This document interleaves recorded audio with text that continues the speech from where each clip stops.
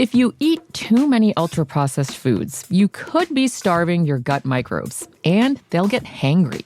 That's one of many things I learned after working on a new audio course about the gut microbiome. You can learn how to keep your gut happy by listening to Try This from the Washington Post. I'm Christina Quinn. I host Try This. Dig in with me on practical advice for life's common challenges. Follow Try This right now wherever you're listening. Seriously, try it. With Robinhood, not only can you trade individual stocks and ETFs, you can also seamlessly buy and sell crypto at low costs. Trade all in one place. Get started now on Robinhood. Trading crypto involves significant risk. Crypto trading is offered through an account with Robinhood Crypto LLC. Robinhood Crypto is licensed to engage in virtual currency business activity by the New York State Department of Financial Services. Crypto held through Robinhood Crypto is not FDIC insured or SIPC protected. Investing involves risk, including loss of principal. Securities trading is offered through an account with Robinhood Financial LLC, member SIPC, a registered broker-dealer.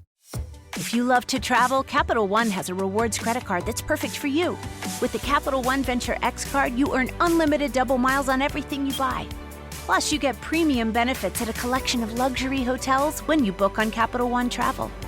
And with Venture X, you get access to over 1,000 airport lounges worldwide. Open up a world of travel possibilities with the Capital One Venture X card. What's in your wallet? Terms apply. Lounge access is subject to change. See CapitalOne.com for details. It's KFI AM 640, and you're listening to The Conway Show on demand on the iHeartRadio app. All right, we continue talking about the Dodgers. There are a lot of events going on. Before we get to our next guest here, there are a ton of events going on this weekend in Los Angeles, and they're all happening on Friday night. You got the Yankees-Dodgers at Dodger Stadium, World Series. You have the Lakers-Suns at Crypto. You have USC playing at Rutgers. You have a concert at Intuit. And you have East LA Classic at SoFi Stadium and a concert at the Kia Forum. You have all those events going on starting at 5 till about 9 o'clock, 10 o'clock at night. All of them are going to be going on at one point simultaneously. So if you were looking to leave the Valley at 3:30 to get to Dodger Stadium by 4, good luck. You're not going to make it. All right, let's talk to, we got a special guest with us right now, a guy named Mark LANGILL. I believe that's how you pronounce his name. He's the team historian for the Los Angeles Dodgers. I'm sorry, Mark LANGILL. Mark, how are you, sir? Tim, it's a pleasure to be with you. Hey, thanks for coming on, man. I really appreciate that. My pleasure. I'm in a suite right now at the stadium overlooking batting practice and the World Series logo, and obviously Fernando has been of a great interest to everyone the last couple of days as far as just the memories and just his legacy here at the stadium. What a great tribute last night after we all found out that Fernando Valenzuela had passed away. The entire stadium was lit up in Dodger blue, and then the number 34 was put on all the big screens. That's a great tribute to a great man. Absolutely. And this morning I got here at 7:30, and the scoreboards had Fernando Forever and also in Spanish, and just pictures of him. And I think there's two sets of mourners, Tim. I think if you're old enough to remember Fernando Mania in 1981, you remember him as this great player that came out of nowhere and became a cultural icon. Sure. And if you're younger, you heard about the legend, and if you were lucky enough to meet him, you realize just what a great, down-to-earth, humble person he was. And so collectively, we're just all smiles today as far as what Fernando Valenzuela meant and how lucky we were if we knew him.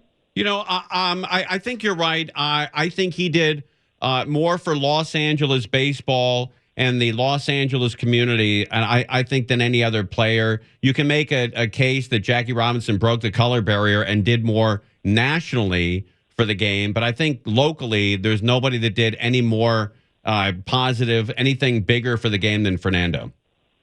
You're absolutely right. And he never sought the attention. But once it got to the point where he realized what an icon he was in the community and what he meant, he never shied away from being an ambassador. He never shied away from community appearances, encouraging kids to stay in school or doing clinics, because he realized that he had that platform. So, it was like pulling teeth trying to get him to talk about himself and the great moments. but he would do those community events, and he knew how to be an ambassador because he knew what he represented, both to Southern California, but to Mexico as well. Yeah, I remember, two of the sayings growing up that I remember. I remember Nancy Reagan talking about drugs, just say no. And I remember Fernando Valenzuela, where he would come out and in broken English, he would say, stay in school. I remember both those very specifically. One of the great things was later in life when he had his number retired, Carrie Osborne had done a profile on him. He's our director of alumni relations. And one of the things he said was most rewarding was not the number retirement, not the fame or anything like that. It was kids that came back 20, 30 years later and said, you went to my school. My parents looked up to you. I listened to you. And he said that was the most rewarding part, to be able to have an effect on the next generation. Yeah, and Fernando, he never was caught up in anything. There was no DUIs. There was no messy divorce. There was no, financial problems. Or he lived a really sort of quiet life, but bigger than life. He never changed, and that's why he was so beloved by the teammates, because behind the scenes, especially in 81, they wanted to protect him. Bobby Castillo talked about he could go on the town and do whatever he wanted to, but it was like traveling with Elvis Presley in terms of, or the Beatles, in terms of this mania. Yeah. So they wanted him to have this sanctuary in the clubhouse, and they realized he was a playful kid. He was so good at what he did, but he just wanted to fit in and be part of a team. Mark Langill's with us. He is the Dodgers team historian. How long have you been the historian over there, Mark? Well, this is my 30th year with the team. I'm 59. First Dodger game at 7, so 52 out of 59 years. I've been at the ballpark, and I was reflective this morning because I'm a 10th grader at South Pasadena High School, and we happened to be on break in 1981, so I was able to see from reserve section 31, Fernando pitched that first shutout on opening day against the Astros. I remember I was watching a documentary a couple weeks ago about the Dodgers, and it now makes sense, but I didn't think about it as a kid or the thousands of times I've been to Dodger Stadium, and that the same color that the Dodger Stadium was painted and the same calligraphy, the same sort of, font that they use, both of those were lifted from Disneyland. Well, and exactly right, because when the stadium opens in 1962, Walter O'Malley takes the employees to Disneyland, and it's not as a reward. It's, look, this has been here since 1955. This is the standard of entertainment in Southern California, so this is what we're striving for. So it's not all blue, color-coded tickets and everything like that, fan-friendly, but Disneyland definitely had an effect on how they wanted to operate Dodger Stadium, because there was already a great expectation as far as entertainment for Southern California fans. And the Dodgers had a very, very strict policy about wearing sports coat and a tie on the plane when you traveled, no visible tattoos, no facial hairs, and if you got caught doing drugs or swearing, then it doesn't matter how good you were gone.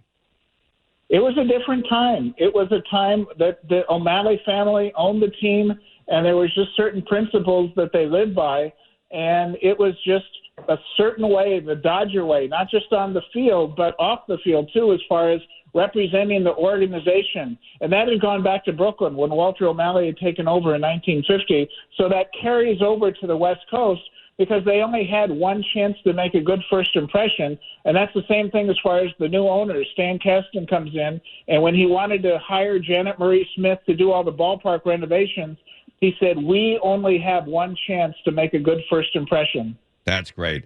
I hope you enjoy the game. I hope they set you up nicely in the stadium. You can, watch the game. And we'd love to have you back on after the series when the Dodgers win.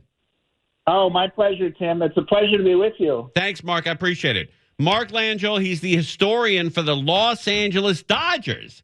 Guy knows more about Dodgers and the Dodger Stadium than anybody living right now. I could make that argument. 100%. That guy's an encyclopedia. For you kids out there that don't know what that is, those are the books we had to look things up before Google. We had to go to an encyclopedia. They don't have those anymore. Well, they might, but nobody buys them. You're listening to Tim Conway Jr. on demand from KFI AM 640.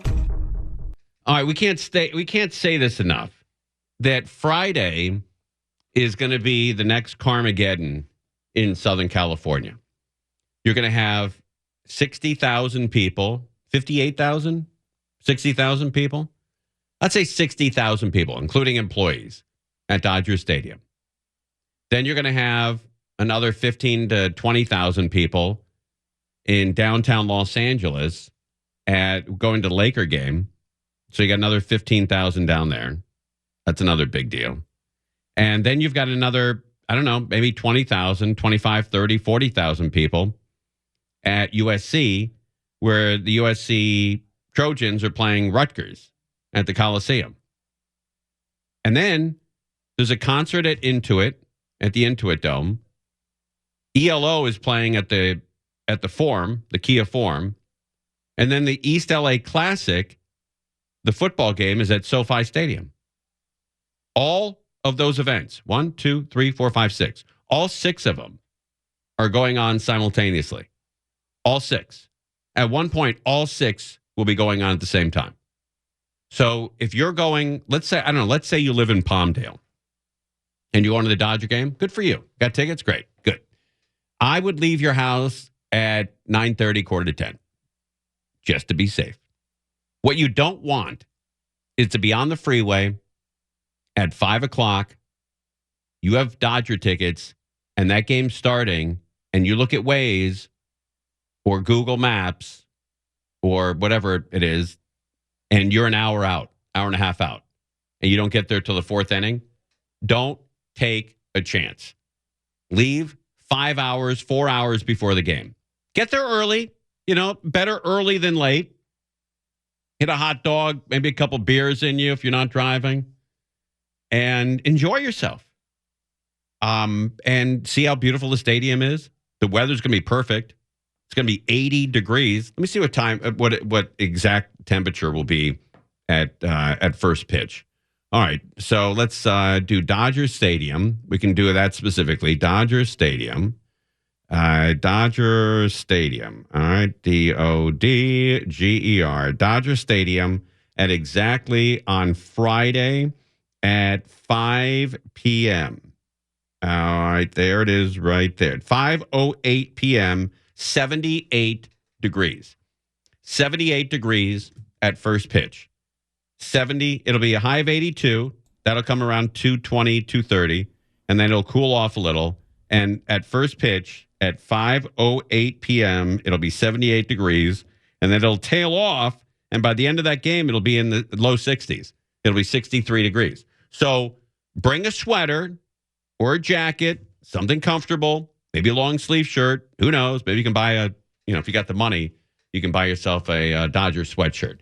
But leave early and make sure you have some kind of jacket or sweater, because it's going to be 78 at first pitch, and then it's going to be 63 when you leave that game. Angel Martinez is back with us. How you, baby? Hey, how's Look it at going? you. Good. Ding dong with you. Ding dong with you, Timmy. So are you guys planning anything Friday, anything special, knowing that there's going to be 300,000 cars on the road?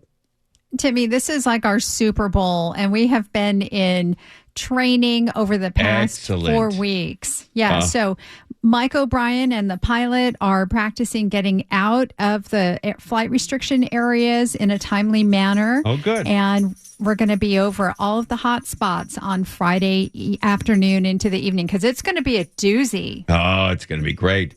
I could hear Olive scratching. That's how. Oh, you got that, huh? That's how excited she is. She is. She's excited as well. She's been practicing holding her scratches during traffic reports. Yeah. All right. Well, this is going to be a big deal. Carmageddon. Remember when they closed the 405? We did a live remote out there on Ventura, right near Sepulveda. This is going to be worse than that.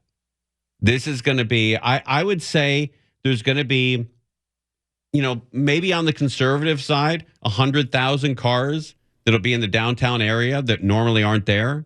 And I don't know how that downtown area absorbs 100,000 cars that are not normally there. Yeah, it's going to be nuts. I mean, you were saying if you're leaving from the Valley to get to Dodger Stadium, good luck if you're trying to do that at 3 p.m. It's not going to happen. Like Timmy was mentioning, make a day of it. Get in there really early, enjoy yourself, and just get in there so you can just ease in and relax. Right. And even if you don't go into the stadium, if you get close to the stadium by, 2 o'clock, 3 o'clock, maybe you eat somewhere off of Sunset. There's some great restaurants down there. You got Philippe's downtown, and as long as you're close to the stadium, I bet from Philippe's to Dodger Stadium is still 45 minutes in traffic to get inside. Easy. And they were suggesting that people walk instead of wait for the shuttle buses to take them down Chavez Ravine over to the parking lots. What is it, like a mile away? And they were suggesting that people just walk instead of taking the bus. I don't know about that, but I don't know. What the transportation is. I know there's buses from Union Station, and I think they have a special bus, lane that they can take. But it's going to be a pain in the ass to get there. But once you're there, you're going to feel great. If you get there at 3 o'clock for a 5 o'clock game, 2 hours are going to fly by as you watch batting practice, or you watch the celebrities that pile in. It's going to be a great event. It's going to be the attention of the United States. The attention of the United States will all be on Dodger Stadium on Friday night at 5:08 p.m. And if you have tickets, great news. You're going, enjoy yourself. But we will be here all day long on Friday, guiding you through the traffic and the hell that's going to be Friday night in Los Angeles. Keep it on KFI, and all day long, we'll help you get through this. You're listening to Tim Conway Jr. On Demand from KFI AM 640. If you eat too many ultra-processed foods, you could be starving your gut microbes, and they'll get hangry. That's one of many things I learned after working on a new audio course about the gut microbiome. You can learn how to keep your gut happy by listening to Try This from the Washington Post. I'm Christina Quinn. I host Try This. Dig in with me on practical advice for life's common challenges. Follow Try This right now wherever you're listening. Seriously, try it. Well, that car chase was a big deal. We had talked about that. I saw it live on TV. A woman at her wit's end, running away from cops, and wiped out at the end. And she's no longer with us. Pretty sad. And it was caught on TV. Live footage of it. And it seems like society's breaking down. And I don't know what to do about it. I don't know how it can help or hurt. I don't know. But it does seem like every single day you turn the news on and there is chaos out there.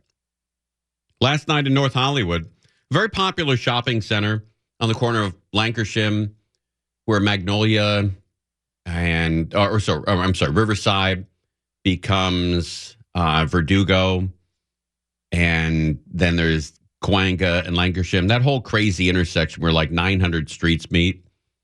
And there was 3 shops there that were robbed overnight. And it happens every night. And the people who own these shops, they don't know what to do. They do everything they can. They put bars up. They have cameras. They have alarms. Some people sleep in their shops. And it doesn't stop. It never ends. Every single night in the San Fernando Valley, there are stores being broken into. Every night. I don't remember ever coming in here in the last 3 or 4 months where there hasn't been something that's been broken into. Not once. And so I don't know what to do. I don't know. It seems to be happening every single night. Every night. And then we have the closings of a lot of restaurants and shops and stores. And it feels odd. It feels like society is breaking down. We had Denny's that's closing. We'll do a story about that. And then we have the infrastructure in Los Angeles. And a lot of us, listening right now, live in Los Angeles. And you've seen it deteriorate since you were, younger. The water mains breaking. These water mains break every couple of days. And the street gets flooded. And it's not even news anymore because it happens so often. Well, now it's on freeways. And this is before the big earthquake. Can you imagine what Los Angeles is going to look like when the big one hits and these 110-year-old water mains all break at the same time? There might be a lot of people that die from the earthquake, not from the shaking or buildings falling, but from floods. We've been talking about these sort of smash and grabs in the middle of the night where they ran the back of their truck or car into these stores to get through the gates and all that stuff. That's the MO. And the ATMs being stolen from outside of the front of a lot of these stores, 7-Elevens and such. And we were talking about that recently, and I brought up the whole, why don't they put those bollards in front of them? Those concrete things. Well, the LA City Council, they've advanced a proposal just today to fast track those permit applications to install bollards on streets for public safety. Oh, good. And in front of, so it's the counterintuitive stuff. We'll always be playing catch up to bad guys. Unfortunately, that's kind of the thing about that. Yeah, William Goldman, who wrote Butch Cassidy and Sundance Kid, they were shooting in I think it was either Mexico or New Mexico, and they were doubling that for Bolivia because it looked much like Bolivia. And a woman came up to William Goldman, who wrote that script, and she said, I don't know why you're doing a movie about crime. It doesn't pay. And he said, if it didn't pay, it wouldn't exist. Thank you. And that's true. And maybe that should be the motto of Los Angeles. Crime. If it didn't pay, it wouldn't exist. And it does. Locks are made for honest people. If if bad guys want to get in, they're going to get in. And they do. And who was it that came on with us to talk about? I think it was Dean Sharp. Yes. And he said 38% of homes that are robbed are a guy that walked through the front door that was unlocked. Absolutely. And I think the percentage is even higher for like cars that are stolen or have things stolen out of them. Yeah, unlocked or have keys in it. They just walk by, and I've seen people go to cars in a parking lot one at a time and just check the door. Yeah, like we used to check payphones for nickels and quarters. Yeah. I spend so much time telling all of our kids when they leave the house, lock the door! That's right. Every time I walk by the front door, it's unlocked. And I'm like, who's doing this? Yeah. I had to get off after my family as well because we live fairly close to a place where you can get coffee. And my wife would order coffee, and then she would walk to the coffee place to get it and come back. Nice to have that proximity. That's right. But she would leave the door unlocked, go get the coffee, and come back. And sometimes she'd be gone for 10 minutes. And I said, sweetie, in those 10 minutes, a guy can see you leaving the house, see the doors open, go into the house, kill me, take all our crap before you get home. And how many recently we hear more and more about bad guys putting remote cameras in neighborhoods just to watch for that stuff to happen, people leaving their house. That's right. That's exactly right. And now I did go last night. My wife is out of town and my daughter and I are home alone. Oh. And I had to go down to the grocery store to get some stuff. And even though she's 19, I'm nervous leaving her at home. And I put all the locks on. I put the alarm on. We got the dog. We've got everything. I got the door stops, and I'm still nervous about flying down the grocery store. I still go. I'm not paralyzed. I still go. Sure, head on a swivel. That's right. But and now we've got the flooding going on, which is going to be another big problem here in Los Angeles. And hopefully they can solve this before the Olympics get here, and before we invite 20 million people that normally aren't here, and we get wiped out. The flooding. Closed down the 101. On the 101 freeway in Boyle Heights, the southbound lanes have been shut down since about 1:30 this morning because of flooding. What a mess for the drive. Now, that's the 101 southbound at 4th Street in Boyle Heights. There was a water main break you mentioned about 1:30, and it flooded the freeway entirely. This is what it looked like early this morning. There was water across both sides of the 101 freeway at 4th Street, and they had to shut it down in both directions. Had to take traffic off. It was a real mess for the drive. We'll come back out to our live shot and show you. Now, the 101 southbound is diverted on to the 101 or 10 east to the 5 south. And so what you have in downtown is a real mess for the 5 southbound off to the right side of your screen because everybody's diverted onto the Golden State South. If you're going to drive that, you need a lot of extra. If I was this reporter, I would refer to south as opposite of north. You know what I mean? Not down? I wouldn't say south if I was this reporter. I'd say opposite of north. And why is that? I think you'll pick it up. To our live shot and show you now the 101 southbound is diverted on to the 101 or 10 east to the 5 south. And so what you have in downtown is a real mess for the 5 southbound off to the right side of your screen because everybody's diverted onto the Golden State South. If you're going to drive that, you need a lot of extra time. We'll go back to the actual incident there and show you once again they're a long way, Philip and Giovanna, from reopening the southbound lanes. They're telling us now it'll be sometime later in the afternoon. Opposite of north. Sometimes it felt like he was really intentionally doing every S word. Opposite of north. I'll get emails on that. You're listening to Tim Conway Jr. On Demand from KFI AM 640. If you eat too many ultra-processed foods, you could be starving your gut microbes, and they'll get hangry. That's one of many things I learned after working on a new audio course about the gut microbiome. You can learn how to keep your gut happy by listening to Try This from the Washington Post. I'm Christina Quinn. I host Try This. Dig in with me on practical advice for life's common challenges. Follow Try This right now wherever you're listening. Seriously, try it. I got a shout out going to Aaron, a security guard at Long Beach Green Room. I guess that's a weed dispensary at the Green Room in Long Beach. Well, I wonder why we don't do any spots for weed dispensaries. You know, there's some pretty big ones out there. Has some money. Are we not allowed to? I don't know. That's a good question because, I've been saying that for years. I was like, there's money in that. It's still illegal federally, isn't it? Weed? Yeah. So I wonder if this is, on a public station, you can't promote. No. Can't be. I don't think we can sell machine guns. Let's try. Can you buy machine guns or can you sell them here in California or LA? If you know the right guys. And there it is. I bet you could buy a machine gun if you knew the right guys. Oh, sure. They exist. Do you know the right guys? Remember, who was it? Who was that got busted doing that? Was it Bob Petty from Channel 4? I don't want to disparage his name in case that's not him. Who's the guy that got caught, Bellio, selling machine guns or high-powered guns or maybe it was not. I'm going to take it back that it was Bob Petty, but until we look it up. Yes. It was Bob Petty? Yeah. Charged with illegally possessing and arranging to sell two machine guns to a federal agent. Wow. Back in 2001. Man, that guy's going for it in life. You got to give him that. He flies a helicopter for a living, which is very dangerous. And then on the side, he's hawking machine guns. My kind of guy. I'm surprised I never run into that guy. Probably hung out with the same crew. Yeah. 2001? Yeah. Come on. Bet he's a track guy or a Vegas guy. He's got to be. Yeah. Gambler, that guy.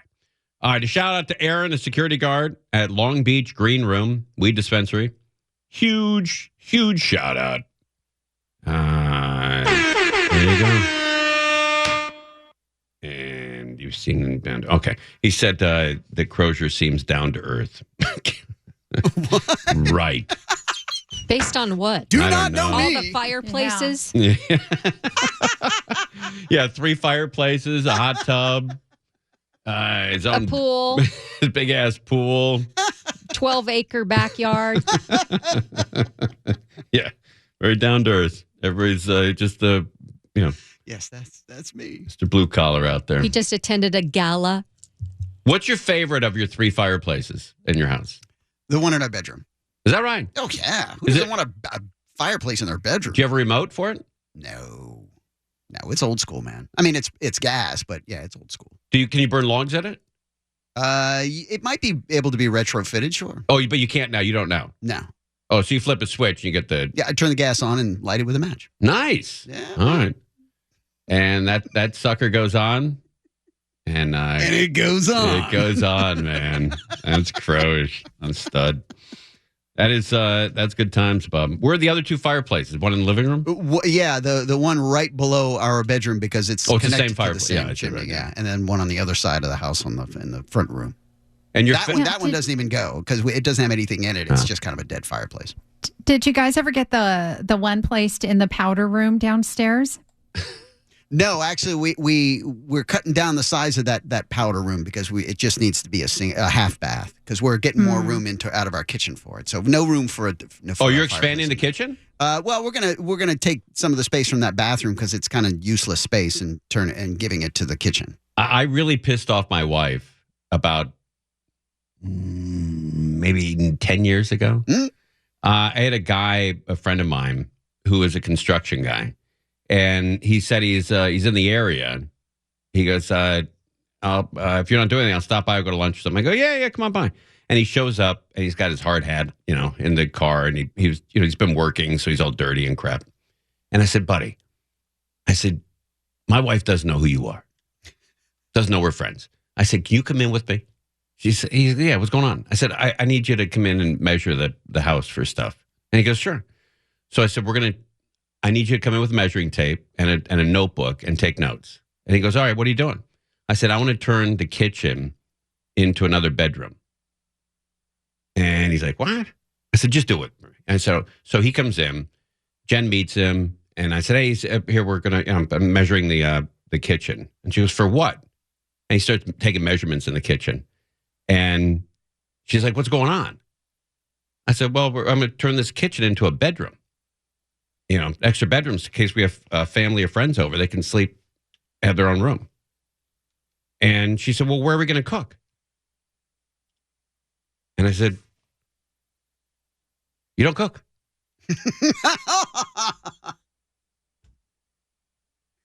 And just stared at her. Wow.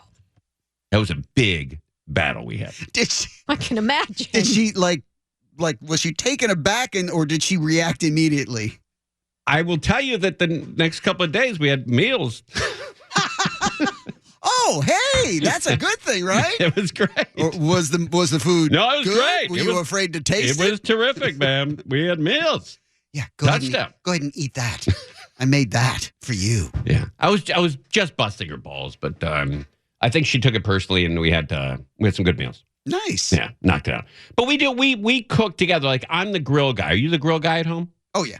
Like, she doesn't touch the grill. Yeah. Generally, Jen, yeah. And I grill the meat, and Jen does the potatoes, the vegetables, sets the table, and Soph cleans up. And we were a pretty good machine. Nice. Yeah. But the grill is still, it's weird that in a relationship, the grill is still the guy's home. Yeah.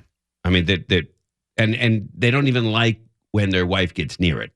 It's weird. I don't mind that. I'm all for it. Jen's been fantastic. She wasn't really much of a cooker prior to meeting me, but so she has jumped in full go when I'm in the kitchen. She jumps in and does so much stuff. Yeah. Wow. Like you said, it's very communal and interactive between us in the kitchen, so it's great. Yeah. I every time I've been to a guy's house and they're grilling, hamburgers, hot dogs, chicken, steak, whatever, it's always the guy cooking. Yeah. Always. I've never seen a wife take over the grill. Jen doesn't do the grill like outside or anything, but she'll do the griddle in the kitchen. Oh, that's cool. On the stove. It's almost like we had talked about at one point, sushi chefs are always men. I've never seen a sushi chef that's a woman. Yeah, very rarely. Yeah. And I don't know if that's a traditional thing in Japan or not. I don't know. But it seems like I can't remember ever going into a place, and I'm not a big sushi guy, but I still go with friends who eat that, and I've never seen a woman cutting that up. Yeah, out of, say, 300 times that I've gone to sushi in my life, less than 3 have been women. Yeah. I will say this, though. Women are the best at multitasking. They're much better than guys at multitasking. Sure. Much, much better. However, there is one thing that women can't multitask with. And I've noticed it over the last 20 years. There's one thing that even today, I will stake my life on it, that I'm right here. There's one thing that women cannot multitask with. And when we come back, I'm going to tell you what it is. But it's only one thing. They can multitask with everything, but there's one thing that is a roadblock. And they can't do it. Wow, that is a tease. I will come back and tell you what it is. I have enough information to support this 100%. We're live on KFI AM 640. Conway Show on demand on the iHeartRadio app. Now, you can always hear us live on KFI AM 640, 4 to 7 p.m. Monday through Friday, and anytime on demand on the iHeartRadio app. If you eat too many ultra-processed foods, you could be starving your gut microbes, and they'll get hangry. That's one of many things I learned after working on a new audio course about the gut microbiome. You can learn how to keep your gut happy by listening to Try This from the Washington Post. I'm Christina Quinn. I host Try This. Dig in with me on practical advice for life's common challenges. Follow Try This right now wherever you're listening. Seriously, try it.